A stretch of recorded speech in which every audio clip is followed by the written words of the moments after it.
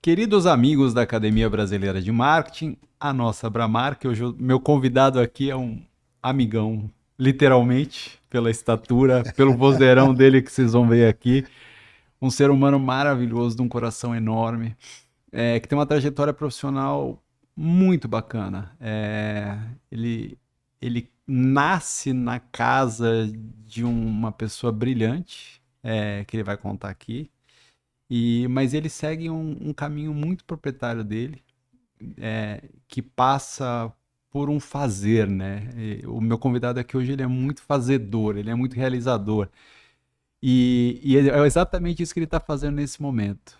Mas a gente vai passar essa trajetória que passa, inclusive, como uma função que ele criou junto com um empreendedor de uma empresa. Fala muito sobre felicidade, que eu acho que é o que ele passa nas palavras e um jeito dele de ser. Patrick, que bacana ter você O aqui. prazer é todo meu. Obrigado pelo convite. Estou muito feliz. Poder contar um pouquinho da história da Amalfi, do cargo que eu criei junto com o João Adib. Vai ser um prazer. Vamos embora. Boa. Conta um pouquinho, mas eu quero a história completa, tá? Pode mandar Aquela brasa. lá da USP, você, Ixi, desde lá de desde lá trás. de trás. Como é que é Caramba. essa história de Essa seu história é. Patrick? Então tem que começar muito atrás. Ah, Não, na verdade, essa história da USP que você está falando é interessante. Eu comecei, na verdade, minha carreira profissional. Eu me formei, fiquei no Brasil me formei nos Estados Unidos, em Miami, em comunicação. Aí fiquei 6, 7 meses aqui, fui para Israel para passar um verão e acabou se transformando em um ano. Esse um ano depois que eu voltei de Israel, eu tinha entrado em contato com diversas indústrias, uma delas a indústria da defesa, conheci um material lá chamado fibra de carbono, que é um material compósito, né, composto assim como concreto armado, né, que o concreto serve para estirar e o aço, né, para ele não comprimir, então um complementa o outro. A fibra de carbono também é assim, a resina e a fibra. Então conheci lá a fibra de carbono e cheguei no Brasil, não tinha ninguém fazendo nada em fibra de carbono. Montei uma empresa incubada na USP, no CETEC, no IPEN, Instituto de Pesquisa de Energia Nuclear, que pouca gente sabe, o Brasil tem um tem. belíssimo de um reator nuclear dentro da USP, ninguém sabe disso, né? É mais para fazer radiofármaco, né? O Tecnésio e alguns outros radiofármacos que eles fazem lá, mas eles têm uma incubadora, que era para onde eles iam construir o submarino nuclear, uma incubadora lá que chama CETEC. E lá eu montei uma empresa de fibra de carbono, consegui subsídio da FAPESP, da FINEP, porque eles viram que era um projeto inovador, e aí trouxe a tecnologia de Israel, comecei a fazer primeiro peças estéticas, né, tipo acabamento de painel de carro, de helicóptero, algumas coisas assim, e depois comecei a fazer peças mais complexas, não peças de engenharia, mas peças mais complexas que você sempre via o carbono exposto, né? Então começamos a fazer algumas peças, aí fiz uma pasta tipo 007, né, um attaché briefcase, fiz um painel de helicóptero, comecei a botar meu pezinho dentro da indústria aeronáutica. O painel de helicóptero era um painel do Esquilo, da Elibras. Um painel de barco da Intermarine também, maravilhoso. E aí comecei a botar o pezinho dentro desses contratos um pouco mais robustos, de novo, sempre com a fibra de carbono aparente.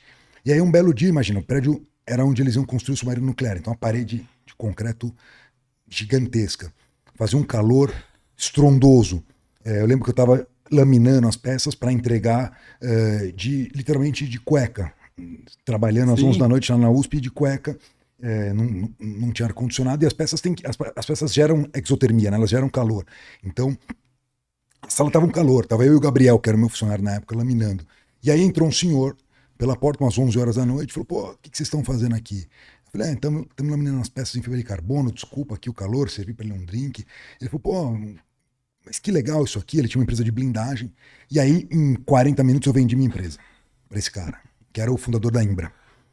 E vendi o negócio, eles tocaram a empresa e o negócio prosperou. Eles pegaram os meus contratos que eu tinha, que eram para peças estéticas, decorativas, né, com carbono aparente, e transformaram em peças de engenharia, onde o carbono nem aparecia, eles pintavam a peça.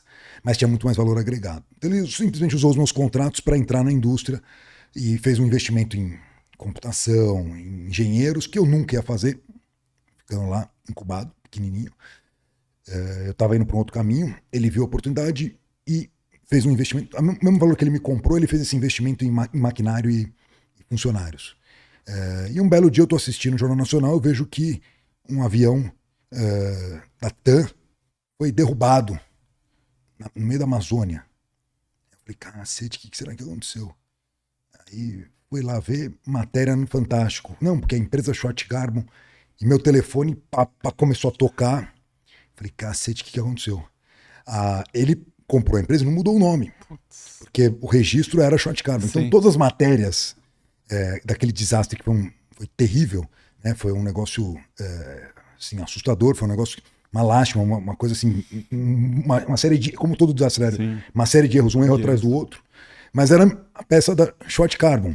Então mostrou que a peça era uma peça que realmente fatiou basicamente um avião em dois, mas eu não tinha nada a ver com aquilo. Eu já tinha vendido a empresa, já tinha passado a empresa para frente, a empresa já tinha sido revendida, só que se manteve o nome por conta de cadastro e fins.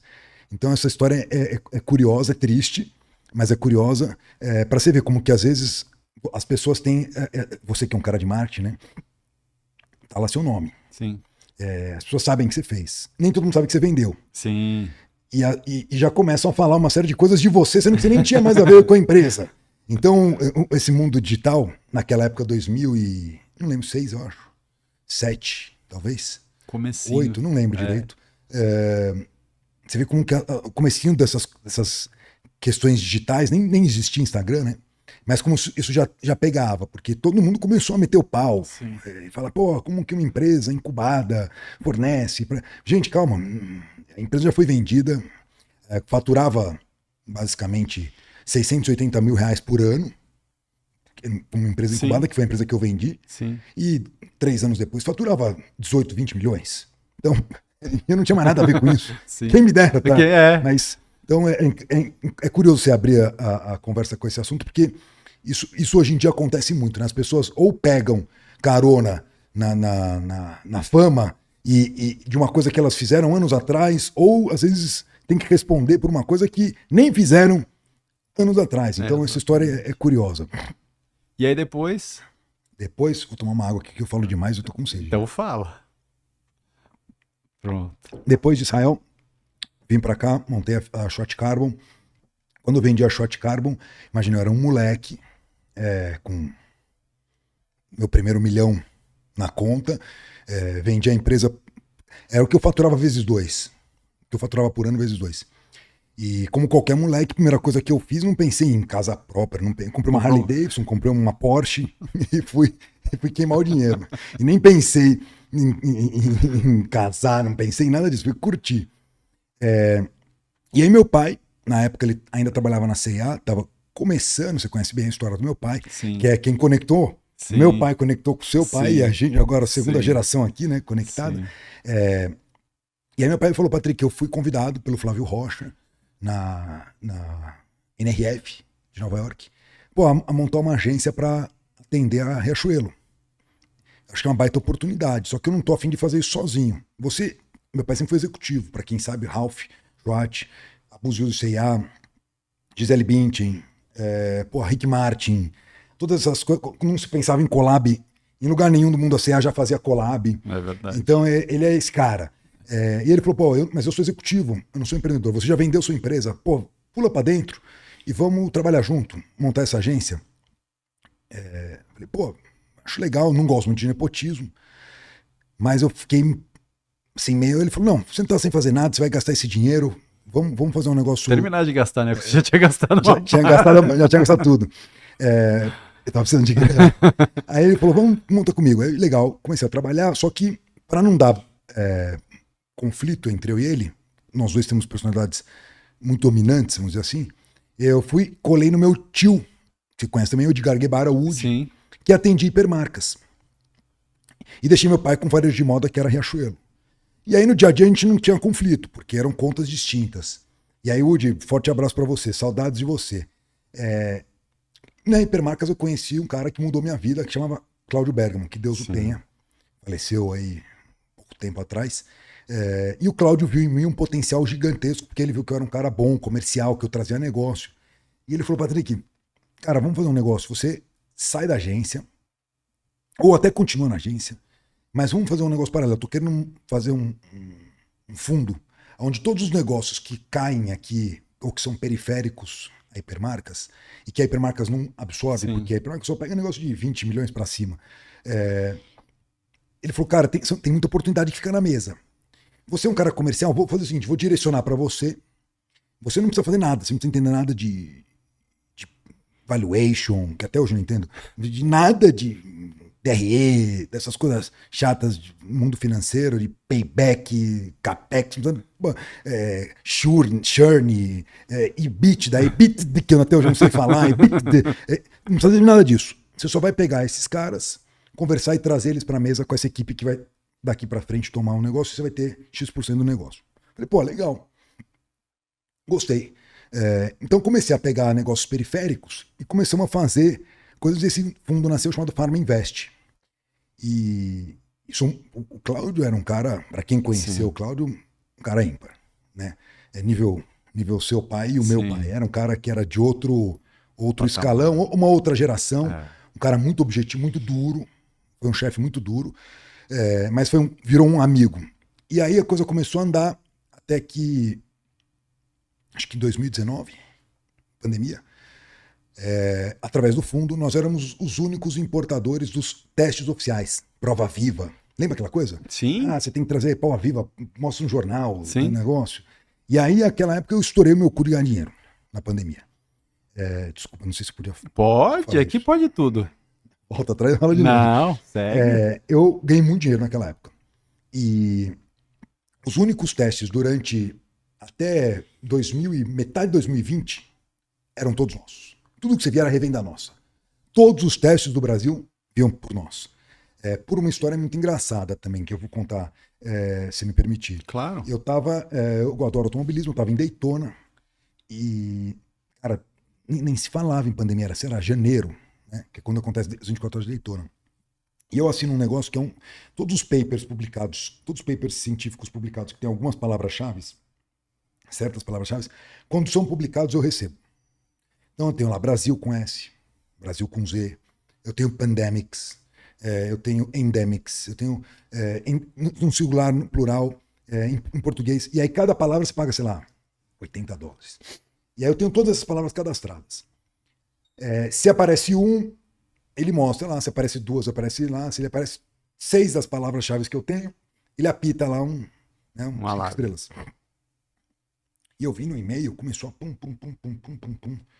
Cara, eu recebo uma dessa a cada 15, 20 dias. Aliás, é da pesquisadora. Sim. Eu recebi, essa história depois eu te conto, que a Cristália pegou por conta dessa plataforma. Mas essa é uma outra história. Seu Pacheco, um abraço para você, sou seu fã também. Eu recebi os papers e todos os papers falavam dessa tal da pandemia. Aí eu li o abstrato, que não dava tempo, eu estava lá na corrida, e falava-se da tal da pandemia, falava morcego, cachorro, bichos domésticos. Cara, eu falei, cara, não me aprofundei, não entendi direito também, mas eu vi que o negócio era sério, porque foi publicado muita coisa muito rápido. Liguei pro meu sócio de Curitiba, que eu tinha uma distribuidora de medicamento que fazia parte da Pharma Invest. E eu falei para ele, Fernando, cara, você tem algum fornecedor? Ele traz um monte de coisa pro Brasil. Eu falei, você tem algum cara na Ásia que possa me dar algum esclarecimento disso? Ele falou, não, Patrick, o que é? Eu falei, mandei para ele os papers, falei, olha aí e depois me devolve. Ele olhou e falou, cara, já achei um cara para máscara, já achei um cara para luva, já achei um cara para os testes. Eu falei, então já mete o contrato, vê quanto tem no caixa. Cláudio Bergamo, tem isso. Vou fazer. Pô, Patrick, calma, que eu falei, cara, se tiver muita calma e estudar, a gente vai perder o time. Vamos fazer. A gente tinha, na época, 16 milhões de reais em caixa. Para saque imediato. Sim. A gente gastou 10 em máscara e luva. Que é um negócio que no Brasil ninguém falava. Sim. A gente fala, meu sócio achou que a gente tava louco. Falou, cara, vocês são malucos. Gastar mais da metade do negócio comprando caixa e máscara da China que tem aqui no Brasil, alguém vai começar a fazer. Cara, estão loucos. E aí um pouquinho de teste, que era o que tinha. Isso já era julho. Janeiro, fevereiro, março, abril, maio, isso já era julho. Quando começaram a pingar os testes, cara, na verdade, eu já tinha virado 2 containers de máscara e de luva. Já tinha pago, já tinha recebido, já tinha vendido. Começou a acabar a luva, começou a acabar a máscara, e aí começou a onda, na verdade foi separado, começou a onda dos testes. E aí quando a gente pingou com os testes, todo mundo queria os testes. Então a gente tinha teste que a gente fazia o serviço, era um preço, e teste que a gente revendia. E aí um dos meus amigos, para quem eu vendia o serviço, é o João Adib. Sim. E aí um belo dia fomos na fábrica, a gente comprou, sei lá, acho que 5 mil ou 6 mil testes na época. Eu fui na fábrica e ele falou, pô, Patrick, você não quer pular pra dentro aqui, não? Nem ele fez com o Toguro, desse jeitão dele, cai pra dentro, pô, vem pra cá. Falei, João, pô, cara, eu não sou muito executivo, meu pai é executivo, eu não sou mais empreendedor, espírito livre, não gosto muito de rotina. Falei, não, vai ser legal pra você, vem. Cara, na época, na pandemia, a gente não sabia o dia de amanhã, né? Nada. Concorda? Nada. Não sabia de nada. Tudo bem, tava vendendo, mas eu falei, cara, pintou uma oportunidade, eu vou cair pra dentro. Sim. Aí falei com o Cláudio, falei com o Fernando, que era sócio da distribuidora, falei com todo mundo, falei, ó, gente, eu vou me ausentar. O João não teve, falou, pode continuar com sua participação, só que o seu dia a dia vai mudar. A rotina vai virar de executivo. Aí caí pra dentro, e aí um dos projetos que o João me deu uma pasta muito legal, que era de novos negócios, quando eu fui pra lá. Comecei a trazer umas ideias, umas coisas inovadoras, super legais. Algumas tiveram aderência, outras não. Comecei a entender o que era a CIMED, porque a CIMED é um negócio meio esquisito. Ela é uma indústria Sim. com alma de varejo e espírito de startup. É isso, o que define a CIMED é isso. Com uma aura de igreja. Exato. Então é um negócio meio louco. Até eu entender, demorou. Mas quando eu caí para dentro e entendi, eu falei, cara, legal, tem muita oportunidade aqui. Então, comecei a fazer algumas coisas e um dos projetos que o João me deu, logo na sequência, foi o projeto de fazer a Copa do Mundo, na época do Catar. Aí eu falei, João, não entendo nada de futebol. Cara, sou um zero à esquerda. Para mim, quando é 3 pontos, se Corinthians ganhou do Fluminense, do Flamengo, eu achava que 3 pontos na tabela eram porque tinha feito 3 gols, achava que cada gol era um ponto. Não entendo nada de futebol. Ele falou, cara, é por isso que eu quero você lá. Porque você não entende nada, mas você é um cara legal, agradável. E aí os clientes, tem muito cliente lá que também não gosta. Então faz uma programação paralela com os caras. E eu fui, abracei o projeto, foi um puta de um projeto legal. A gente tinha, sei lá, 3 milhões, 4 milhões de reais de orçamento. A gente, de mídia espontânea, só do moletom do Canarinho, gerou 20 milhões. Então foi...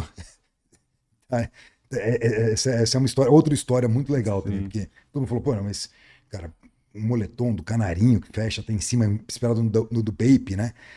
Então aquilo lá foi uma coisa que, dessas coisas. Aí quando eu voltei da viagem, e aí eu fiz um trabalho muito legal durante a viagem com os clientes que eram como eu, que não gostavam muito lá, estavam mais lá pela farra do que pelo futebol. Quando eu voltei da viagem, o João me chama e fala, Patrick, vem na minha sala. Ele faz isso. Normalmente ou é coisa muito boa ou é muito ruim. Normalmente é muito ruim. Eu cheguei na sala dele e ele falou, Patricão, o que aconteceu lá no Catar? Como assim que aconteceu?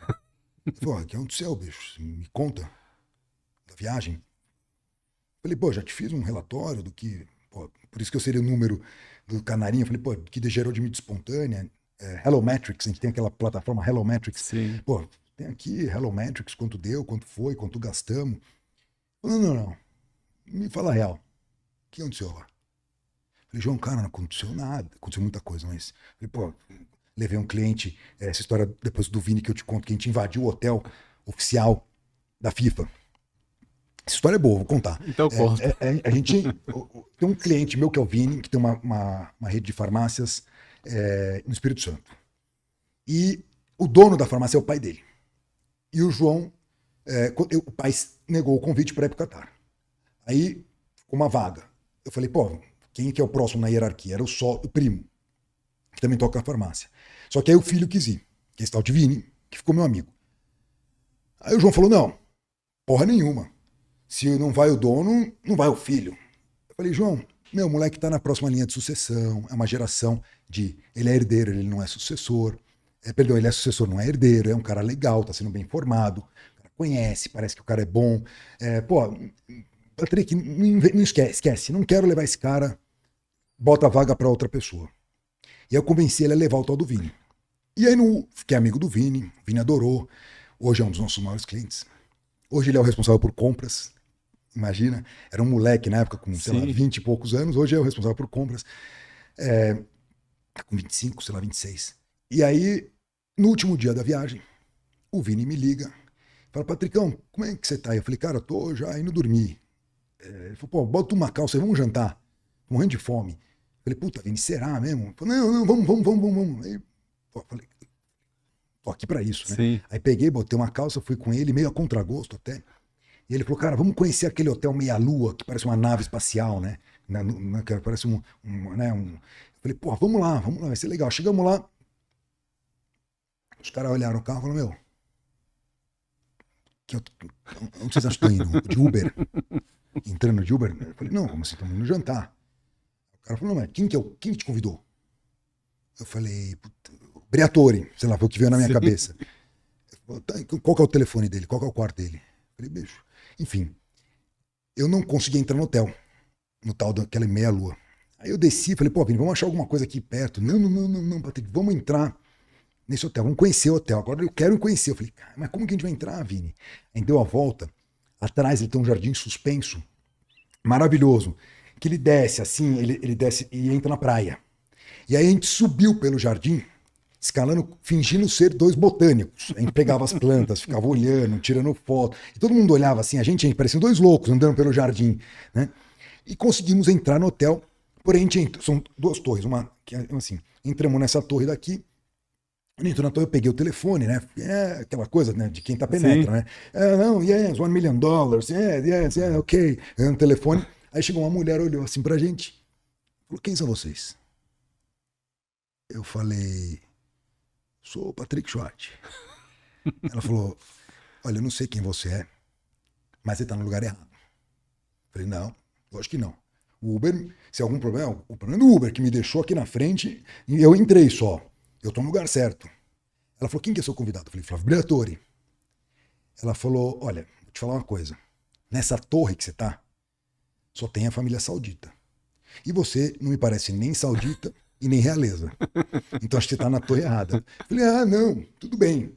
Como que eu vou para outra torre? Ou seja, eu transformei a situação e de uma torre para outra tem um corredor que parece uma passarela. E todo mundo sabe que quem passa pelaquela passarela ou é realeza, ou é saudita, Sim. ou é muito rico, Ou é ou é importante. VIP, ou é importante. Então quando passa alguém, todo mundo para. Que nem red carpet. Sim. E eu passei lá atravessando, eu e o Vini, falei, Vini, a partir de agora você é meu filho. E o Vini, cliente, colado em mim, cola em mim. E passando aqui, todo mundo olhando. Quem que é o altão bonitão? E eu cheguei lá, imagina, no hotel, achei que de calça jeans e camiseta branca. Né? Porque eu achei que ia comer um.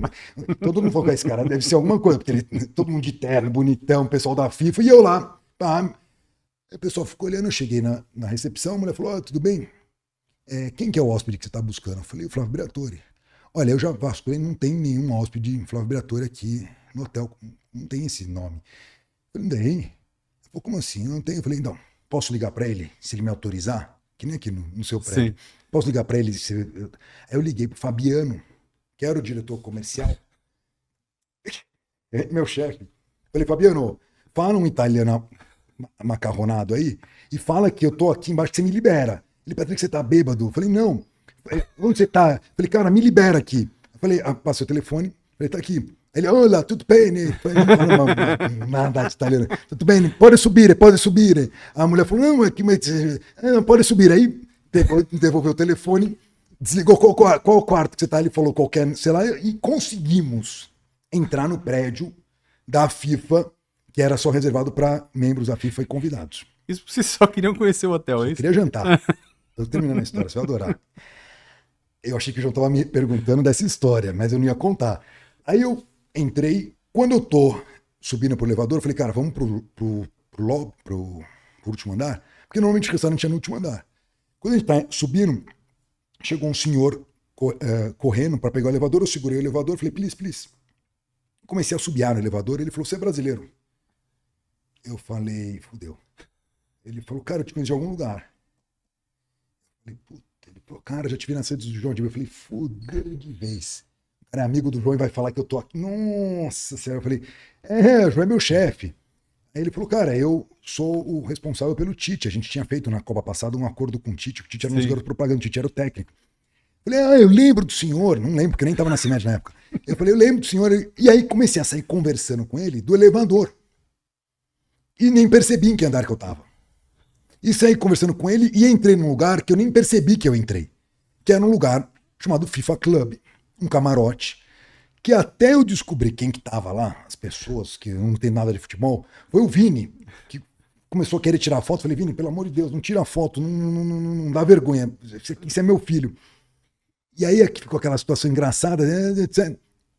Aí o Vini falou, cara, Patrick, você tá jantando com o Infantino, o cara é o presidente da FIFA.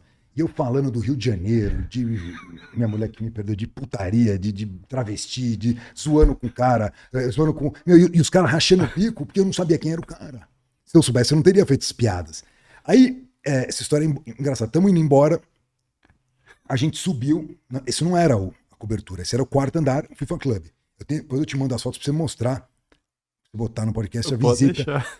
Subi no último andar pra ver o que era, pra ver se tinha alguma balada, alguma coisa, e não tinha nada, umas obras. Quando eu viro, eu vejo 2 seguranças olhando pra mim, com um cara meio de indiano. Quem é o senhor? Eu falei, puta. Eu olhei pro Vini e falei, relaxa, eu sou o arquiteto aqui da obra, e esse aqui eu vou mandar o vídeo pra você vai ver. Esse aqui, que até pouco tempo atrás era meu filho, o Vini, esse aqui é o engenheiro, a gente vai fazer uma visita surpresa. Mas tá tudo nos conformes. Abri a planta no meio do chão. Não sei onde eu achei uma planta, mas eu achei uma planta, né? E eu descobri que aquela merda era a suíte do príncipe. Meu Deus. E eu invadi a suíte do príncipe. Aí eu olhei pro Vini e falei, Vini, já deu, vambora pra cá. Bora, mais rápido. Mais história que isso. Não, mas tem mais, depois eu te conto mais história, porque na época, o Rato, Gilberto Rato, ele era o diretor ele já não era mais o diretor de marketing da CBF. Ou era, não lembro. Mas eu liguei pra ele e falei, Rato, cara, tô aqui, cara, não sei como eu saio daqui, bicho. Aconteceu assim, Patrick, mas como assim? Eu falei, cara, ele falou, tem uma fila de coisa da FIFA? Eu falei, tem. Vou ter uns carros oficiais, deve ser da Hyundai, provavelmente. Eu falei, tem. Ele falou, entra nessa fila e fala que você é meu filho. Eu entrei na fila, só o nego da fila. Eu falei, eu sou filho do Rato. Eu tô indo, pra onde você precisa ir? Peguei um carro por conta fui pro hotel, porque eu não conseguia. Não, porque você não tem como. Entendeu? Não. Você não é hóspede, você não tem como entrar e sair. Como você vai sair? Os caras vão te revistar, né, lá. Aí eu consegui sair. E o Vini adorou a história, marcou o Vini ficou marcado. E eu achei que o João estava me perguntando para contar alguma história. Depois eu voltei com o João ficou hospedado nesse hotel. Aí eu fiquei oficialmente no hotel. Mas falei, João, não aconteceu nada, aconteceu isso. Eu falei, não aconteceu nada demais. Ele falou, cara, aconteceu alguma coisa que você não tá me contando. Porque vários clientes já me ligaram que não te conhecem, te conheceram lá, perguntando quem é você, o que você faz, que você é muito simpático, etc, etc. Que história é essa? Eu falei, João, não sei, mas essa história foi com um cliente. Eu tenho outras 10, com outros 10 clientes. Cada um Parecidas deles. com essa. E aí ele falou, cara, alguma coisa marcou os caras, porque os caras, seu Pedro Blair, dono da São João, o maior vendedor de copos Stanley do mundo. Ele falou, cara, o Pedro Blair não para de falar de você. O que você fez com o velho? Meu, o cara te ama. E eu não fiz nada demais. Eu peguei Pedro, que eu sei que gosta, vou dar um exemplo, por exemplo, peguei, não vou falar o nome, mas um que gosta de vinho, e levei ele num negócio de vinho. Entendeu? Eu fui fazendo as coisas customizadas para os caras que eles não curtiam futebol, para eles irem no jogo, não era secundário. Eles iam à noite, mas de manhã o cara estava sem fazer nada, o cara queria fazer alguma coisa. Ajudei a comprar coisa para a filha, ou comprar coisa para a esposa, entendeu? Então assim, não fiz nada demais, a não ser essa parte de ciceronear. E o João ficou encantado, porque o feedback que o João recebeu foi muito bom. O João falou, cara, assim, se encantou os caras. Aí eu falei, mas, pô, João, foi isso que eu fiz, não fiz nada demais, fiz meu trabalho só. Ele falou, cara, eu tô com uma ideia. João e as ideias dele. Vamos transformar isso num departamento. Eu vou te dar orçamento que você quiser, me fala quantas pessoas você quer contratar, o que você quer fazer, e vamos criar disso um cargo seu. Porque você tá aqui nessa coisa de novos negócios, que não é muito sua praia. Cara, achamos o seu destino. Você tá predestinado a isso. Ele falou, eu acabei de ler um livro da Disney de encantamento. Cara, é isso, você encantou os caras, vamos fazer um departamento de encantamento. Aí botei as regras, fiz um plano. Eu não queria que fosse nem um negócio comercial, nem um negócio marketing. Eu queria que fosse uma ponte, que é onde eu transito, entre o marketing e o comercial. Né? Eu não sou nem marketing, nem comercial. E aí criamos um departamento de encantamento para transformar isso num negócio oficial. E foi muito legal, porque depois que a gente criou o departamento, o Itaú, no mundo tinha até lá Heineken, Four Seasons e Disney, que tinham departamentos oficiais de encantamento. Que não é de felicidade, que nem são coisas diferentes. Né? O Chief Happiness Office, que eu até falo muito com o Caíto, que é a esposa dele, que toca, né, na Chili Beans, são coisas distintas. Quando eu criei, o Itaú me ligou. Achei estranho. A Gláucia, que é braço direito, esquerdo, perna e membros do João. Patrick, tem alguém querendo falar com você do Itaú aí. Falei, Gláucia, não tem uma reunião marcada, não tenho nada. Patrick, vai lá, se vira. Recebe os caras. Aí chego lá no lobby, tem 2 caras do Itaú. Olá, tudo bem, Patrick? Como é que você tá? Pô, desculpa, a gente não marcou reunião nem nada. Então, a gente tava aqui no prédio fazendo X, a gente decidiu passar para fazer uma visita para você. Pô, queremos perguntar esse negócio de encantamento. Falei, cara, isso é alguma coisa. Falei, pô, cadê a credencial? Porque eu achei que era alguma. Sim. Imagina. Aí os caras eram do Itaú mesmo. E eles falaram, a gente quer criar um departamento do Itaú. Você não ajudaria a gente? Falei, cara, eu posso ajudar. Posso até dar uma consultoria, fazer alguma coisa, desenhar, compartilhar, mas eu tô muito feliz aqui, né? Ele, não, me ajuda aí. E aí, 2 meses depois, lançaram. Olha que legal. O Itaú lançou oficialmente o departamento de encantamento. Rodrigo e... Eu lembro depois o nome deles. Foram simpáticos, ficaram amigos meus. E aí nasceu o departamento do Itaú de encantamento, baseado nas premissas que eu havia desenhado lá na CIMED. E aí, nessas idas e vindas, né, de Copa do Mundo, etc., a gente fez a Copa do Mundo do Catar primeiro, que era masculina, depois feminina, na Austrália e Nova Zelândia. E quando eu fui para a Austrália e Nova Zelândia, é que vira a chave. Eu conheci um negócio chamado Boost. Não sei se você ouviu falar. É uma rede, hoje a maior franquia de alimentos, varejo alimentar, franquia alimentar, tem mais loja que McDonald's na Austrália, chama Boost.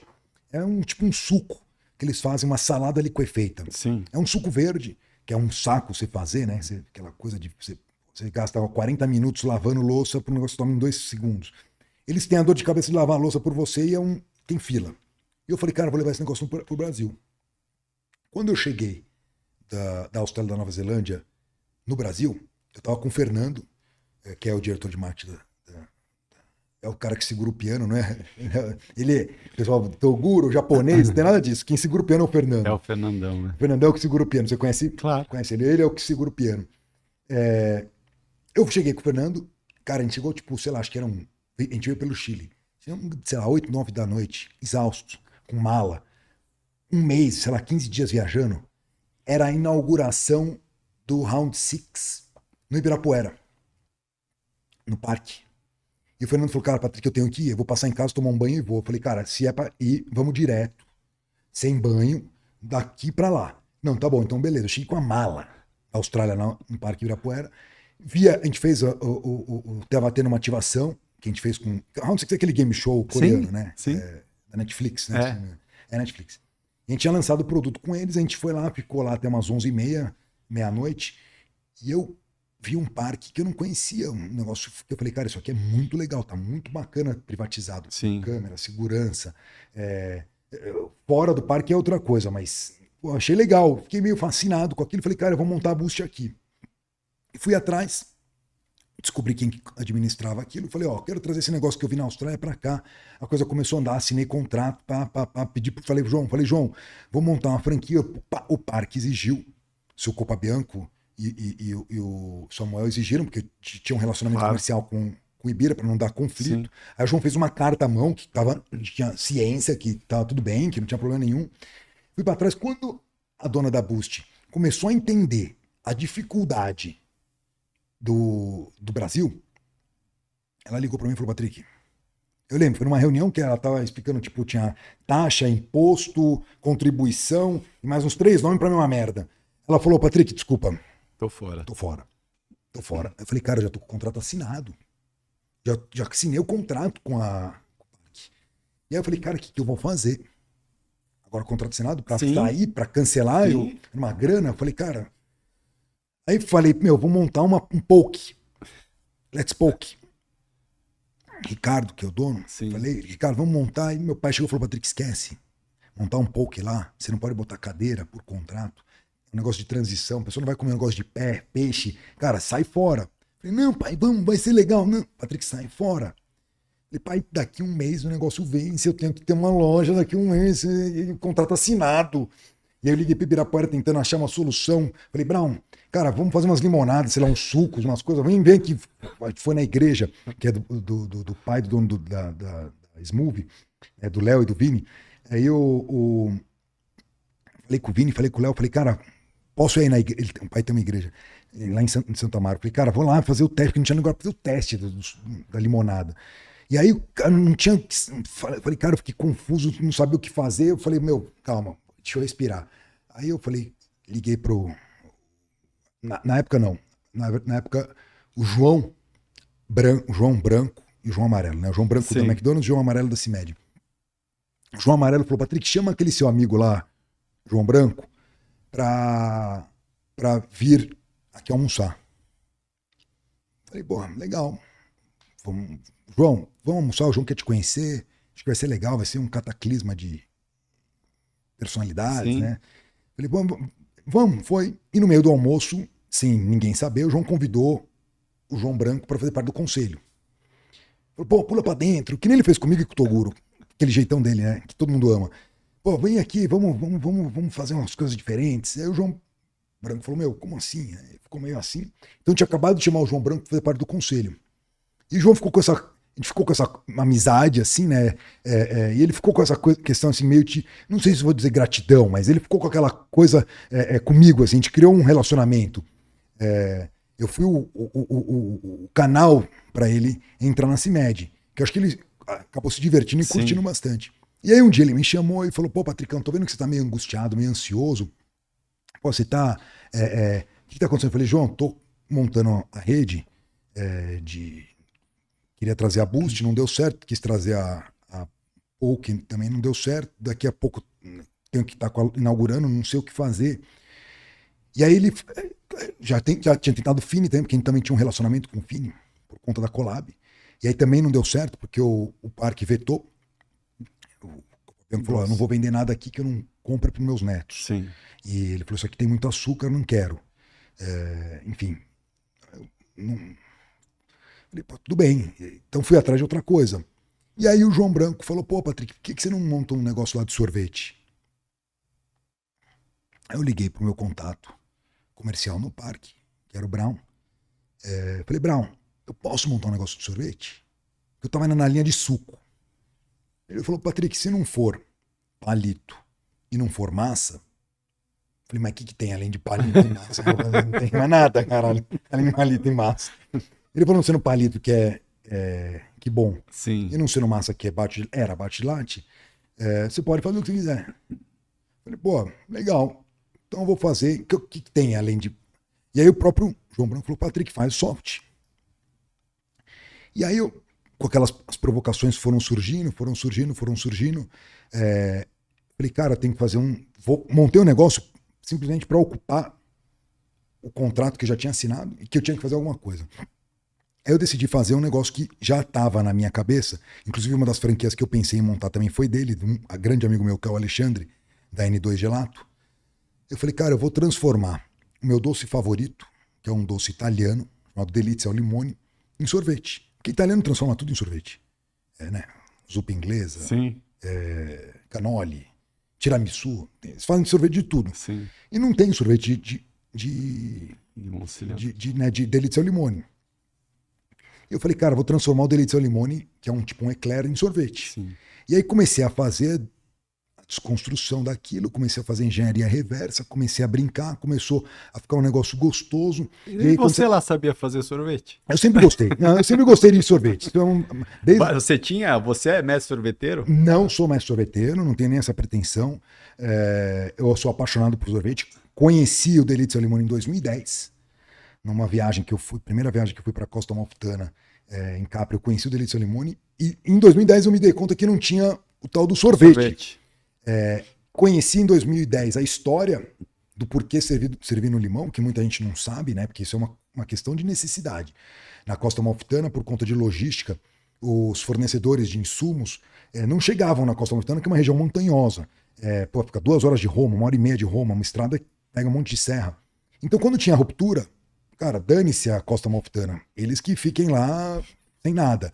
E os amalfitanos ficavam chateados com isso, ficavam putos, com um monte de ruptura atrás de ruptura por conta do fornecedor. E lá sobra limão.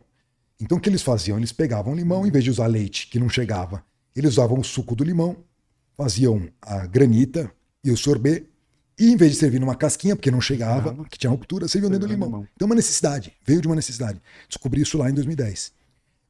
Mas não tinha o tal do sorvete do Delícia ao Limone, que eu procurei já em 2010. E aí o Alexandre me ajudou a transformar isso em sorvete, falou até para ele, pô, Patrick, vamos colocar isso no Guinness, quem sabe a gente não sai como inventor do sorvete. Contei com a ajuda do Chiappetta também, que é um chefe gelatier que é super, no meio dos loucos, dos tarados de sorvete, é super respeitado. Ele é irmão de um grande amigo meu, que é o Adriano Chiappetta. Então essas pessoas foram me incentivando, me ajudando a montar um negócio, o negócio foi saindo meio que sem querer. Meio que sem querer. Porque eu tinha que inaugurar alguma coisa.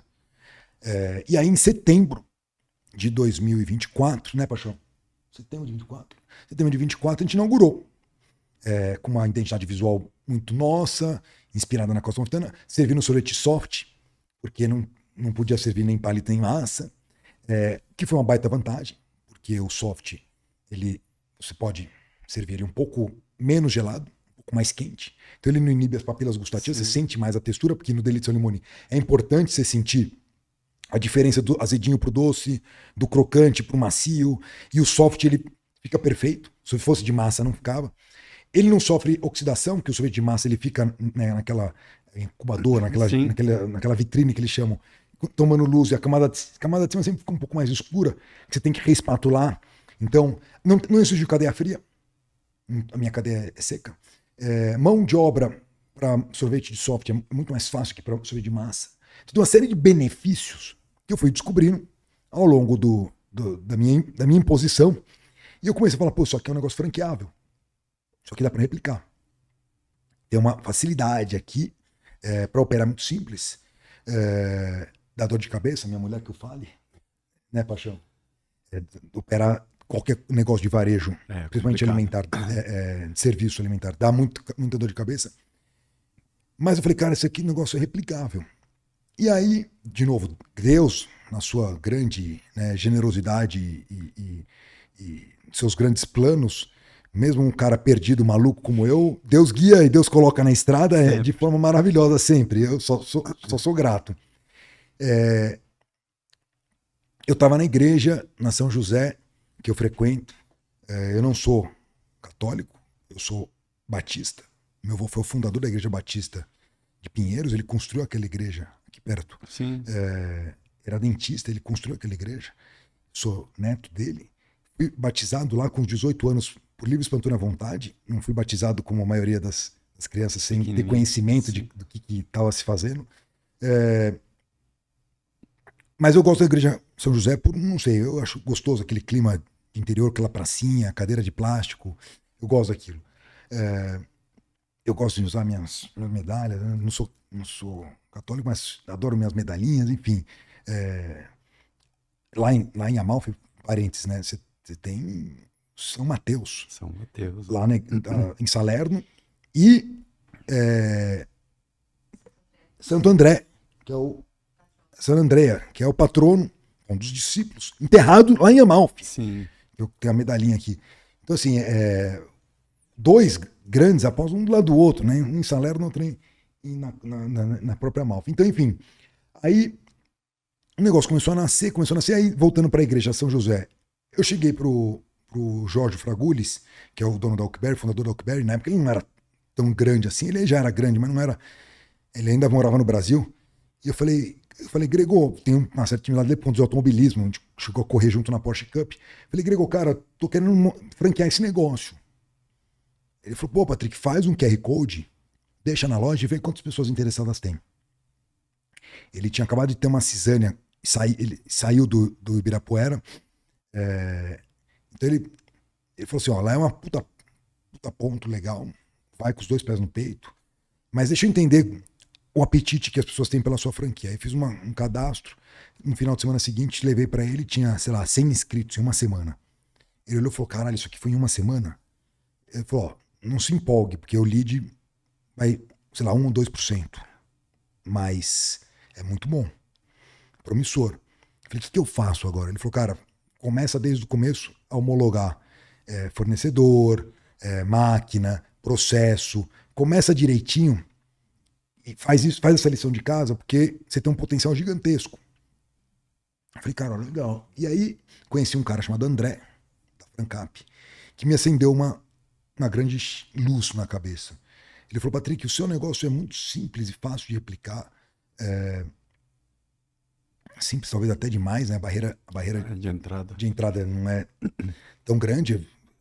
Lógico que você servir um sorvete dentro do limão, como a gente faz, se você não utiliza 100% do limão, né? Você só usa a casca do limão e joga fora o suco, o seu CMV vai ficar proibitivo. Então a gente criou um ecossistema que eu e minha mulher a gente chama da Casa do Limão Siciliano, por isso, a gente não se enxerga como sorveteria, a gente se enxerga como a Casa do Limão Siciliano, onde a gente usa 100% do limão. Porque senão é como o cara querer montar um abatedouro e só vender filé mignon. Sim. Não vai dar certo. Se o cara não usar carcaça, Claro. couro e vender tudo. Né? Então a gente usa tudo do limão para poder ter um CMV que seja aceitável. E aí a gente começou a fazer isso, começou a criar os processos, começou a fazer as coisas. Conheci o André, que é da Francap, e o André falou, Patrick, você tem um negócio que é maravilhoso.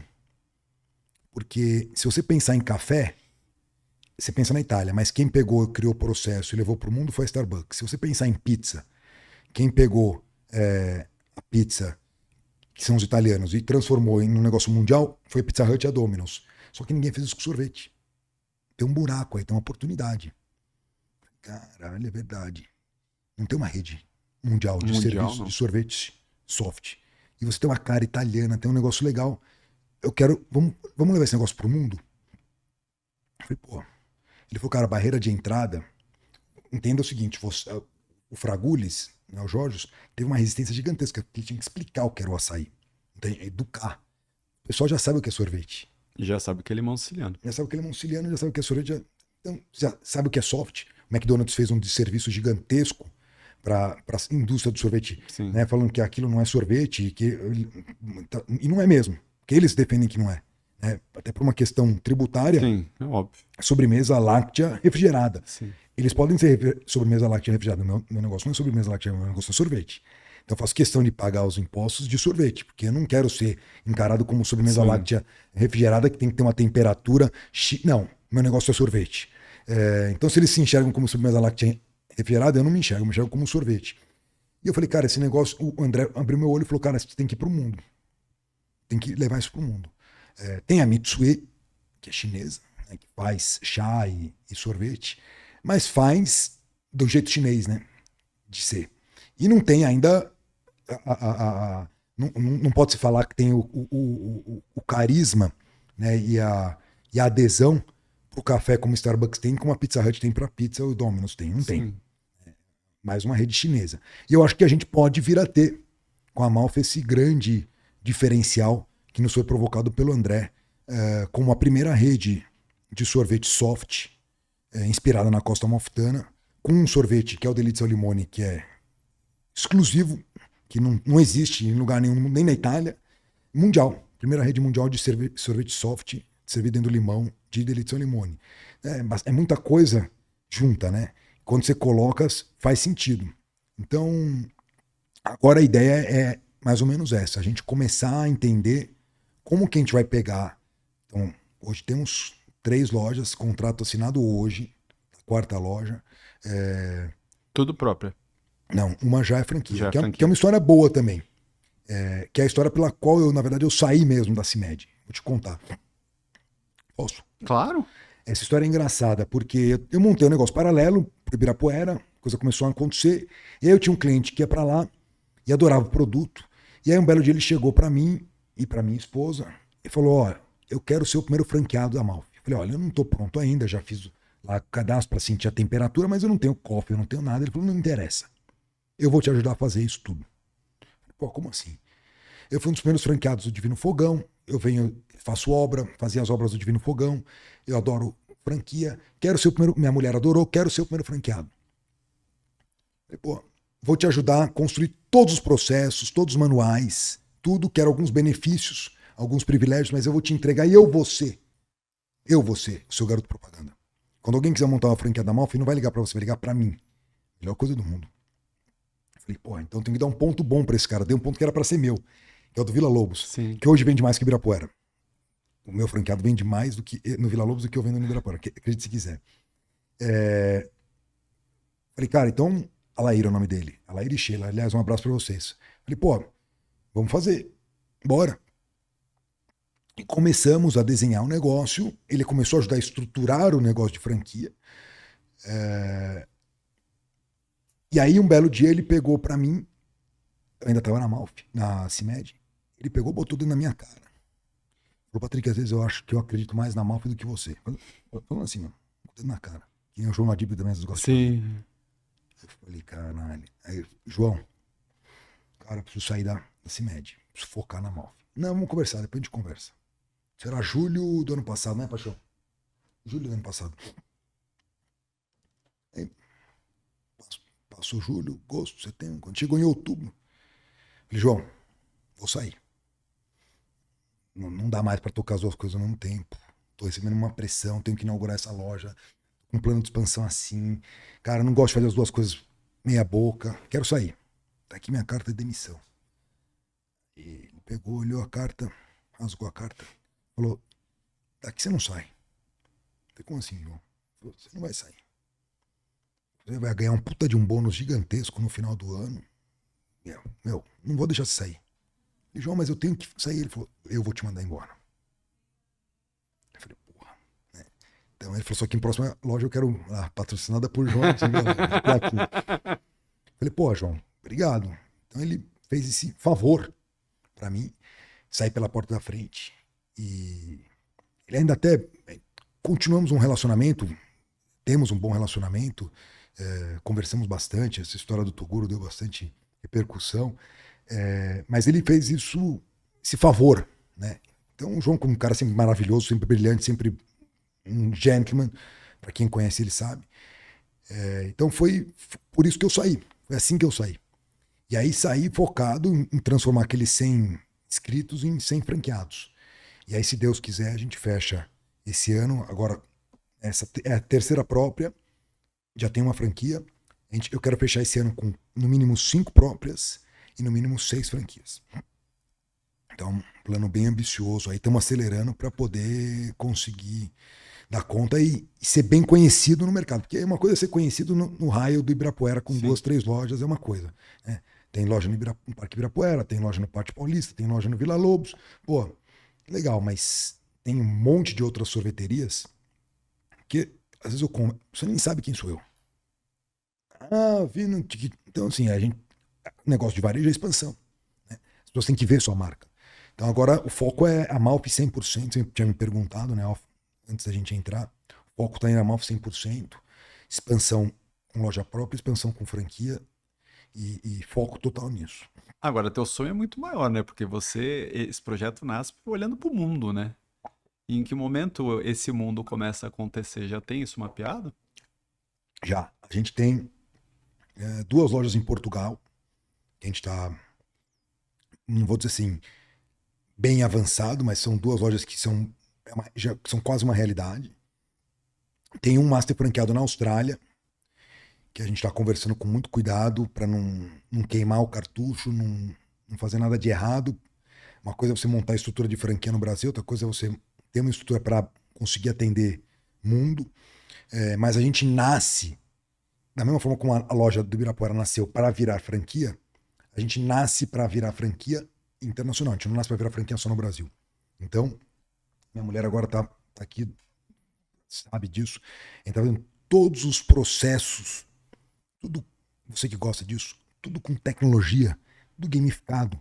Se o cara quiser abrir uma loja no Vietnã, ele vai ter um vídeo com inglês, com espanhol e português e traduzido de como servir, como fazer a massa, como atender, Então tudo isso vai estar digitalmente numa plataforma gamificada que a gente está criando, entregue para os franqueados Brasil e mundo para poderem ter isso padronizado. Então, desde o começo a gente nasce. É muito mais fácil você já nascer sabendo o caminho, mais ou menos, porque ia fazer pequenos ajustes do que crescer muito e depois ter que voltar atrás para se reajustar, né? Então a gente está fazendo agora isso. Depois eu vou te mostrar tecnologias. Eu sei que é a sua paixão. Franquia é um negócio que eu não conhecia. Você perguntou, eu conhecia muito mais de sorvete do que de franquia. A verdade é essa. Comecei a entender de franquia por conta das pessoas que eu convivia, que era o Jonas Bekele, dono da Dr. Fit, o próprio Fragulis, dono da Oak, o próprio André, a própria Adriana Auriemo, que é minha amiga, que é dona da Nante Bavar. Então comecei a entender através deles. Então, pô, muito boas pessoas para se entender. Melhores, Fui muito bem aconselhado. Mas você nascer já pensando em mundo é muito diferente. É muito diferente de você querer, eu já podia estar, se eu quisesse hoje, com 16 lojas franqueadas, facilmente. Já tinha aberto 16 lojas, só franquias, mas com o pé nas costas. Então, uma coisa a gente decidiu segurar um pouco para fazer um negócio, para quando apertar o play, ser um negócio já bem estruturado para poder eventualmente dar o passo para ir para as franquias internacionais com calma e bem feito. Então, por isso que a gente está segurando. Você falou da Casa do Limone, né?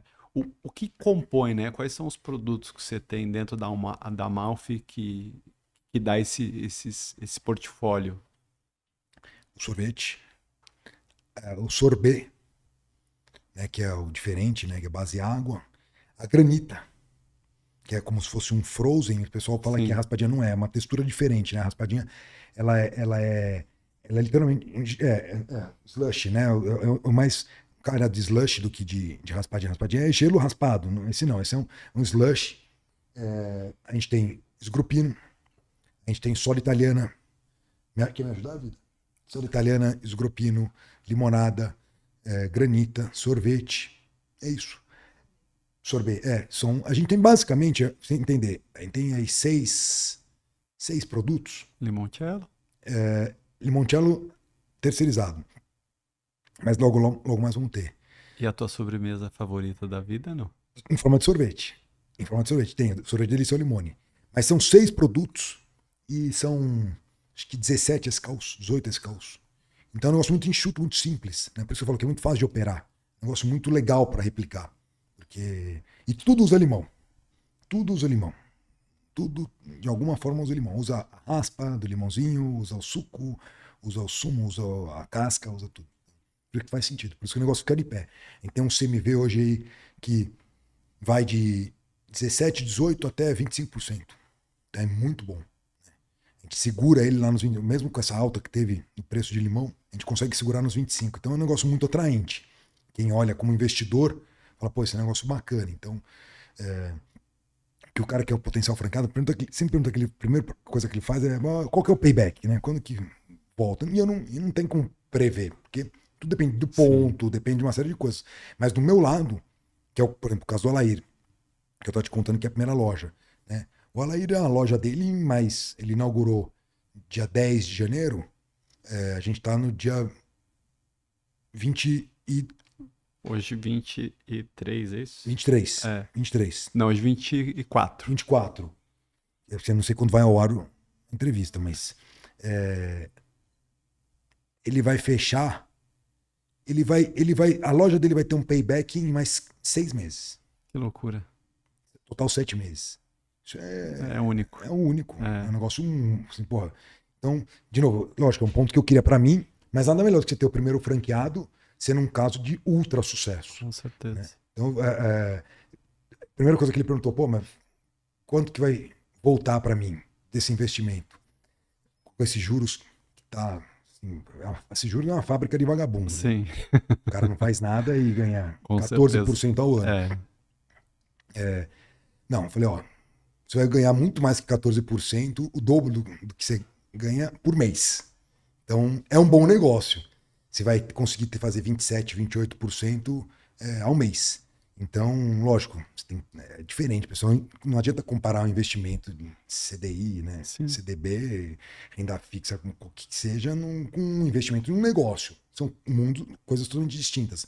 Mas é um negócio que consegue deixar aí 27%, 28% ao mês, independente de qualquer coisa, dependente de CMV, de flutuação do preço do limão. É um bom negócio, uma boa margem. Patrick, você é uma figura única, da qual eu tenho o privilégio de chamar de amigo. Você é um ser de luz, cara, é impressionante. Não só pelo seu tamanho, não só pela sua voz, mas pelo seu coração, pela sua atitude em relação à vida. Eu queria dizer que essa entrevista é um privilégio, cara. Você divide histórias tão marcantes como essa, de um sonho de vida, da paixão que está aqui com você, com a sua Porque eu esposa. falo tudo, tem essas ideias malucas, mas quem segura o piano cai no colo dela. Ela que já tá dando entrevista, porque operar, eu falo que operar é fácil, né? Operar é fácil porque eu tenho ela comigo, né? Então aí fica tudo mais fácil, mas... Inclusive, a ponto de eu fazer um compromisso com você, ser topado, a gente, de tempos em tempos, depois a gente define isso, você voltar aqui, porque você é uma fábula de histórias, né? E eu tenho certeza que quem te assistir aqui vai ficar esperando o próximo episódio de Patrick Schwartz. Então, eu acho que a gente tem que escrever essa história aí na sequência. Vamos embora, conta comigo, vai ser um prazer. Eu adoro falar, adoro contar as histórias, compartilhar. Você falou, né, eu tenho Deus muito presente na minha vida. Muito. E eu sempre pedi a Deus que fosse, de alguma forma, um canal de prosperidade na vida das pessoas. Eu acho que nos últimos 5 anos eu fui um canal de prosperidade na vida do João Adib e da Carla. Gosto de acreditar nisso. Mas eu acho que a franquia, quando você enxerga a franquia, diferente do que muitas das pessoas que são franqueadores enxergam como um crescimento, né, com um risco trabalhista terceirizado, que eu acho que é uma forma errada de se enxergar. Quando você enxerga a franquia como uma forma de você compartilhar a prosperidade com outras pessoas, eu acho que é uma forma de a mesma forma de a mesma coisa, só que de uma forma diferente, de uma ótica diferente. E é o que eu sempre pedi a Deus, ser um canal de prosperidade na vida das pessoas. Eu acho que franquia, eu encontrei na minha vida esse negócio, esse caminho para poder ser canal de prosperidade nas vidas das pessoas através das franquias.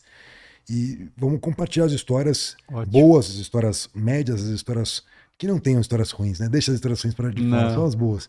Porque tem muita coisa boa aí. Eu acho que hoje, de novo, vou deixar registrado, temos 3 lojas.